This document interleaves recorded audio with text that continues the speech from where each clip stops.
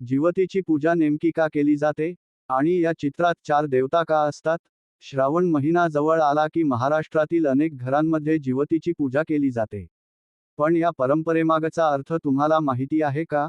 जिवतीच्या प्रतिमेत 4 महत्त्वाचे भाग दिसतात. सर्वात वर भगवान नरसिंह. बालभक्त प्रल्हादाचे रक्षण करण्यासाठी प्रगट झालेले नरसिंह बालकांचे रक्षक मानले जातात. त्यामुळे घरातील मुलांना अपघात, आग किंवा इतर संकटांपासून संरक्षण मिळावे, अशी प्रार्थना केली जाते. त्यानंतर कालियामर्दन करणारा श्रीकृष्ण. कृष्णाने खेळताना आलेले संकट दूर केले आणि कालियालाही अभय दिले.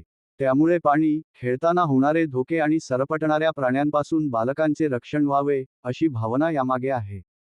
मध्यभागी जरा आणि जिवंतिका. परंपरेनुसार जिवंतिका म्हणजे बालकांना दीर्घायुष्य देणारी देवता मानली जाते. म्हणून मुलांच्या आरोग्य आणि दीर्घायुष्यासाठी तिची पूजा केली जाते. आणि शेवटी बुध, बृहस्पती. बुध बुद्धी, वाणी आणि व्यक्तिमत्वाचे प्रतीक मानला जातो, तर बृहस्पती ज्ञान, विवेक आणि आध्यात्मिक प्रगतीशी जोडला जातो. म्हणून जिवतीच्या प्रतिमेचा हा क्रम अतिशय अर्थपूर्ण मानला जातो.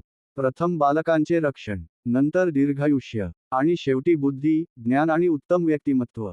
म्हणजेच एका मातृशक्तीने आपल्या लेकरांच्या रक्षणासाठी, दीर्घायुष्यासाठी आणि उज्ज्वल भविष्यासाठी केलेली प्रार्थना म्हणजे जिवती पूजन. तुमच्या घरात आजही जिवतीची पूजा होते का? कमेंटमध्ये जिवती माता लिहा.